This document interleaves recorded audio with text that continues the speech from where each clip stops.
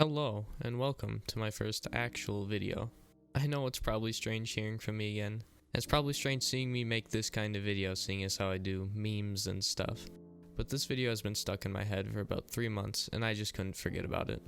So here I am with a random Minecraft video out of nowhere. This video will mostly be covering my exploration of the core Minecraft experience, survival. But I have a section on creative near the end of the video. It won't be nearly as long as the survival portion, but hey, maybe another time we'll go more in depth. Minecraft is a creative game, built from the ground up to let you spill all of your creativity onto this blocky world. So what happens when you play it in the not so creative mode? That's survival. I decided to generate a world for myself and play through the entire game of Minecraft for this video. It was a long time in the making and I probably missed a lot of things, but this is about my core experience with Minecraft and the strengths and weaknesses I witnessed while playing the game. I spawned into the world on an island that was barren and only had a few turtle friends on it. This is already one of Minecraft's key features, random generation, but it can also be an issue when you have an ocean biome like this. Biomes are large, so if you're unlucky enough to spawn in an ocean like I did, you're out of luck. There are many biomes in this game that are interesting to explore, from icy tundras to scorching deserts. You really feel like you're on an adventure sometimes, but like I said, unluckily for me, I just got the ocean. Luckily, my island had some trees on it. Thank God, because if I had to swim that entire ocean, I would have quit and generated a new world. After chopping said trees down, I established myself with some tools. I realized this game's progression system is extremely slow and generally unrewarding. I saw some sheep there, and, I did as every Minecrafter does. I killed them and took their wool. After gathering the wool for myself, I successfully beat Minecraft. Obviously, that's not completely true, but I did beat a major portion of the game. Beds are literally your most powerful weapon in survival, and it's a big issue the game has. Why suffer through the night when you can just bring a bed with you wherever you go and reset the night cycle? It kind of takes the surviving out of survival. So I built a boat, and I traveled inland. Building a house in Minecraft is actually pretty cool. The sky is the limit for a lot of builds, and it's really cool to see what people do with it. But for me, I'm not really good at that, so that whole portion of Minecraft is kind of out of the picture for me. What normally ends up happening for me is I find a small rock like I did in this clip, and I dig into it and make that my house for the rest of the playthrough. This is both a good and a bad in Minecraft's case, because the good side of it is if you're creative, you can really just go crazy and build whatever you need to build, and you don't really have any sort of tutorial to go through. But for somebody like me who doesn't really understand building very well, a tutorial might help Minecraft for new players. This is probably by far one of the hardest things about Minecraft, is if you don't enjoy building or don't know how to do it, a lot of the core gameplay is taken away from you because the majority of the game is building your own house and everything around it. But for people who do enjoy building, there are plenty of blocks for you in this game for you to access. Multiple colors, multiple textures for each color. It's honestly astounding how many blocks they've added to this game. Some of the blocks are not able to be accessed in survival mode, but the majority of blocks are. We aren't going to spend too much time on Minecraft's caves, because as of update 1.14, they aren't really anything special. They're open tunnels of stone with occasional pockets of minerals such as iron, gold, redstone, lapis lazuli, coal, and diamonds. We're going to completely ignore diamond's cousin emerald because they're useless. The problem with Minecraft's mining system is burnout. The problem with their system of replayability being the random generation is the caves aren't random enough. They all look the same every single world you play, which means you're essentially mining the same caves every single time you play, and that wouldn't be a bad thing if the caves were actually interesting, but they're not, so the random generation is definitely failing here. A lot of the problems I've talked about so far have been in the game since day one.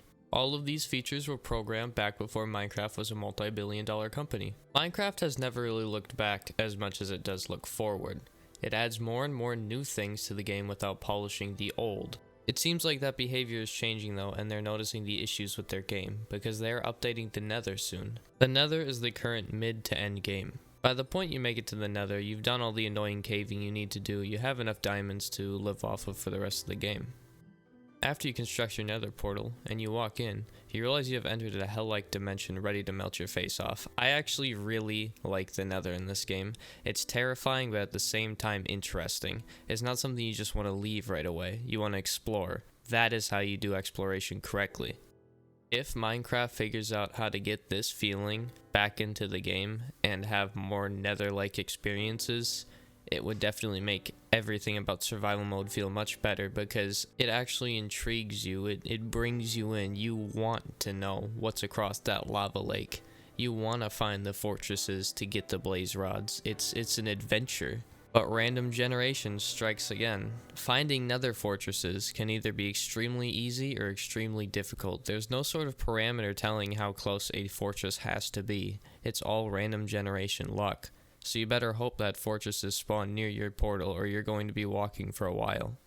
Inside of fortresses is a ton of loot and goodies, all for you to grab in these chests, as well as a bunch of mobs for you to fight in an interesting and fun fashion. The only way to escape danger in the nether is to kill it. I really like how they force the player to improvise. If you catch on fire, you can't just put yourself out with water. It burns up because it's so hot there. The nether poses an actual danger. If Minecraft could somehow have more exciting moments like this, in more dimensions, more dungeons, more mob types, more things that affect you this negatively, it could make the replayability of the game skyrocket. And Mojang is listening. In the new Nether update, they're adding a bunch of new biomes, a new ore that's better than diamond, from what I know, and new pig boss monsters. Now that I did find the fortress though, I gathered blaze rods, as they're the next tool to get me to the end. Blazes are a challenging fight, but a welcome one, because the rest of this playthrough is pretty easy. Blaze rods are one of the two things you need for the end of the game. The other thing you need is an ender pearl, and that comes from endermen. Endermen are just one of the many monsters you'll fight in Minecraft, and sadly most of the monsters just don't add up. You have creepers walking C4 waiting to blow you and your house up. You have spiders climbing up walls, jumping down and attacking you from the darkness. You have zombies that chase you but aren't fast enough to quite catch you. And then you have skeletons. The only ones that I've really ever had trouble with, and the most annoying ones. They fill you up like a pincushion. The issue with all of these mobs is that they're no danger to you unless they catch you off guard. In a one-on-one fight, it takes one or two swipes of your sword to put all of them down. And now we're on the final bit of survival. There are a lot of things I didn't cover in this, like enchanting or potion brewing, but this is a review of my experience and how I think most new players experience the game today. Going to the end, we gear up with our best materials and we head out. The search for Stronghold really cements a journey coming to an end, and I applaud Mojang for what they did here. It's really cool finding out what the ender eyes do after you craft them. You right click and all of a sudden it floats in a random direction. You're confused, so you pick it up if it drops and you throw another one, leading you farther in that direction. If you're lucky, it's really cool having the ender eyes lead you right back through the biomes you started in, so you can see how far you've come in your Minecraft journey. Sadly, that did not happen for me. Once the eyes lead you to the destination they want you to be in, they go underground, forcing you to dig your way down into one of the biggest dungeons in Minecraft, the Stronghold. The Stronghold is one massive looping set of prefabs built up in random generation. This is a good way to do random generation. Instead of leaving everything up to random chance, have a bunch of select tools and prefabs to place in random orders. You'll find hidden libraries, random jail cells, and long corridors on your way to the portal.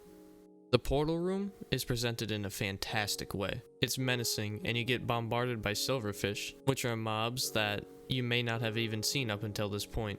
Sadly, they aren't that dangerous, they're just kinda scary and a nuisance. But what really shines is the presentation of the portal. An ominous and foreign frame hovers above a pool of lava, with a bunch of open slots waiting for ender eyes to enter. This is a cool mechanic, but can also be very tedious if you run out of ender eyes before you get there.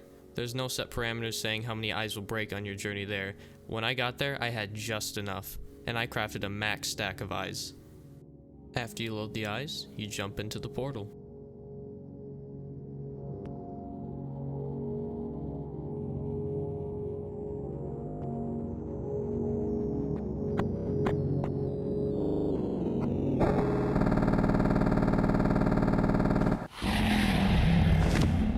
As you hear the roar of the dragon and the end dimension generates around you, you're filled with chills and you feel like you want to leave, but you can't.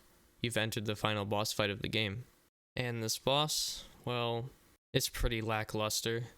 All you have to do to beat this fight is climb up the obsidian pillars, break the crystals, and then smack the dragon to death. Obviously you can use bows or beds even, but the way I went about it is using a sword. Sadly, my footage corrupted killing the dragon, so I'm going to take some footage from my old live stream. We were playing a modded version of the game, but essentially it's the same thing. You're so low, dude. Just fucking fight us, you fucking You made us lose all our items, now take your death like a man. He's coming. Yeah! Yeah! Yeah, let's fucking go, dude. We got him.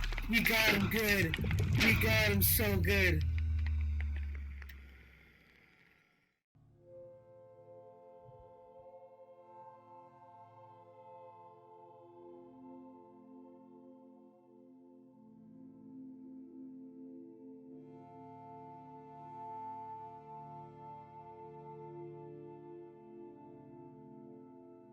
As the credits roll, you sit and you wonder, is that it? Have I beaten Minecraft?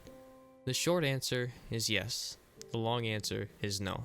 The cool thing about Minecraft is even after beating the final boss of the game, there are many things to do. There is no defined ending in Minecraft. It's whenever you decide you're done and you want to put down the game. But Minecraft isn't only survival. It has a whole other portion.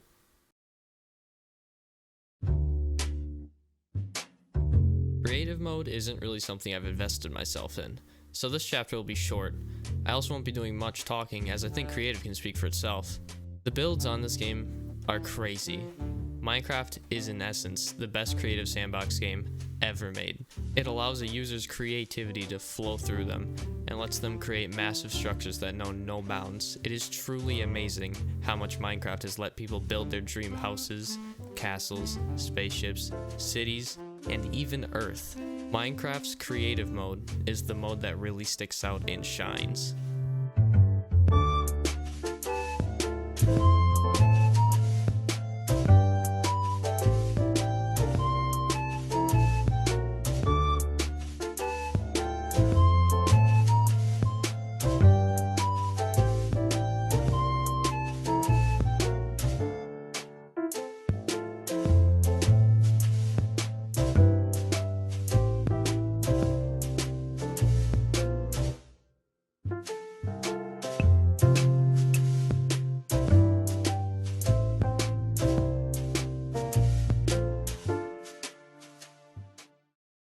Minecraft is a game that has touched me and many others with its simple yet elegant designs. And even with all of its flaws, I still pick it up at least once a month to play with my friends on a server. Mods help iron out a lot of the game's flaws, adding dimensions, bosses, and everything to make survival a worthwhile experience. And creative mode is going to be supported by the devs until the game dies, if or whenever that happens.